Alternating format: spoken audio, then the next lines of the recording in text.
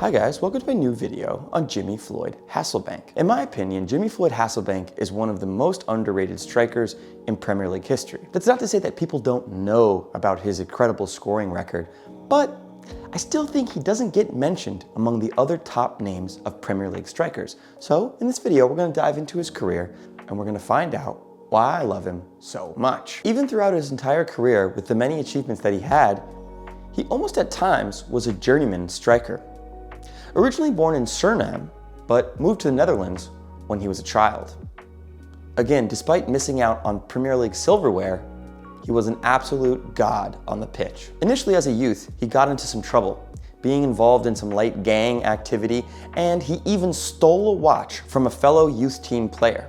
He did find a bit of stability at AZ Alkmaar, the Dutch Eredivisie club.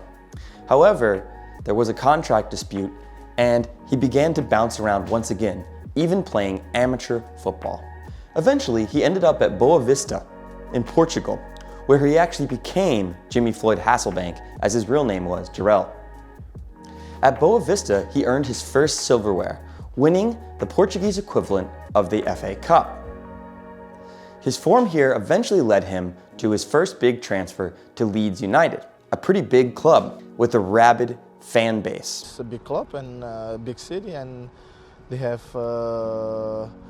many things to do in the future, so I want to be part of it. Once he got to Leeds, he began to immediately show why he was a good player. He scored 18 goals, sharing the Golden Boot with Dwight Yorke and Michael Owen. On top of that, he also was the joint highest assist maker in the league that year. But at the same time, you notice that people mention much more Michael Owen or Dwight Yorke, and less people talk about Jimmy Floyd Hasselbaink. Again, however, Jimmy Floyd ran into another contract dispute with the owner of Leeds, who felt that he had asked for too much money. So, once again, Jimmy jumped ship. This time, he went to Atletico Madrid, where once again, he proved his skills. He won the Silver Boot, the second highest scorer in the Spanish league that year. On top of that, Jimmy was able to help Atletico Madrid get to the Copa del Rey final. He scored in the final even though Atletico lost. And then the club was relegated.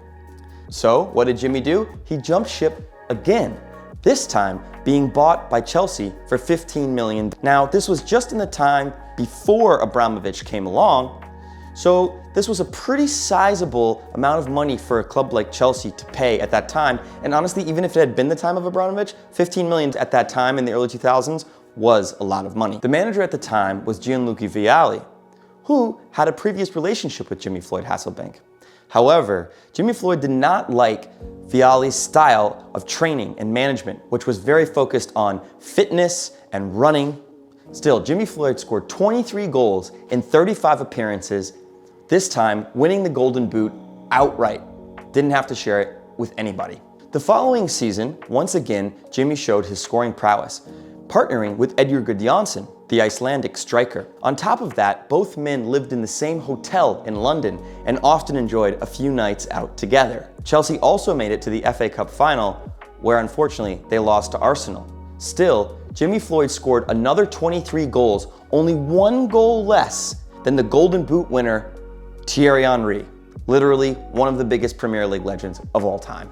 And when it comes down to it, with that many goals, one goal difference, obviously they were in the same kind of company. The following season, when Ranieri took over, he focused the team around Gianfranco Zola and subbed Jimmy Floyd in and out of the team.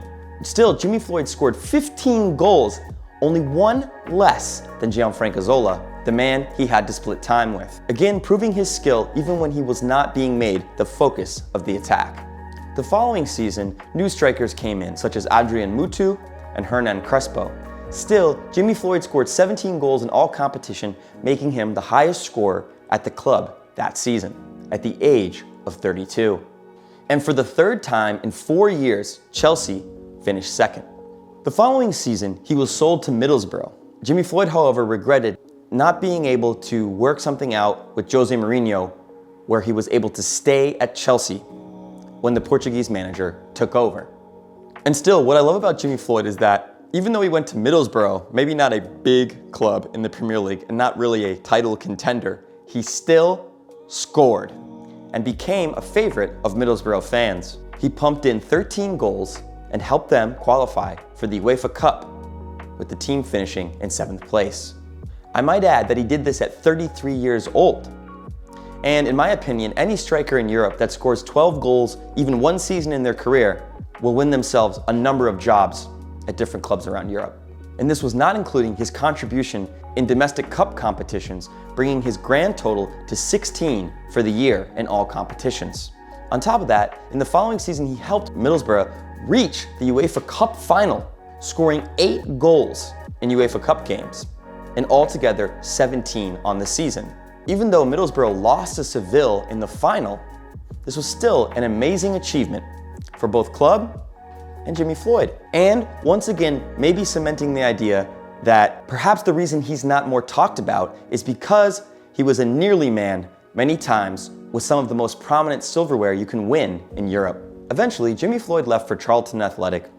Perhaps not his best spell. Nearing 35, his career was obviously winding down a bit. After that, he had another spell at Cardiff City in Wales before he finally retired. If you look at his stat line, it's absolutely unbelievable. Goals, assists, and on top of that, as a striker, he was extremely versatile. He could score free kicks, tap-ins, driven shots, anything. He could even pick a pass, as I mentioned before, sharing the top honor for assists in the Premier League one season. He scored some crucial goals throughout his career and of course, played with tons of passion.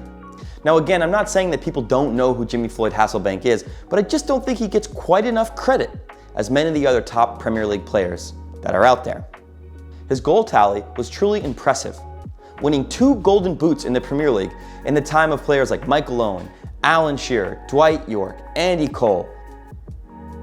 You know, the list goes on. An absolute amazing era for strikers in the Premier League, and he was among the best. Perhaps he was just a bit unlucky at time with where he landed in certain clubs. Maybe if he had stayed on at Chelsea, he would have at least gotten a Premier League title under Mourinho.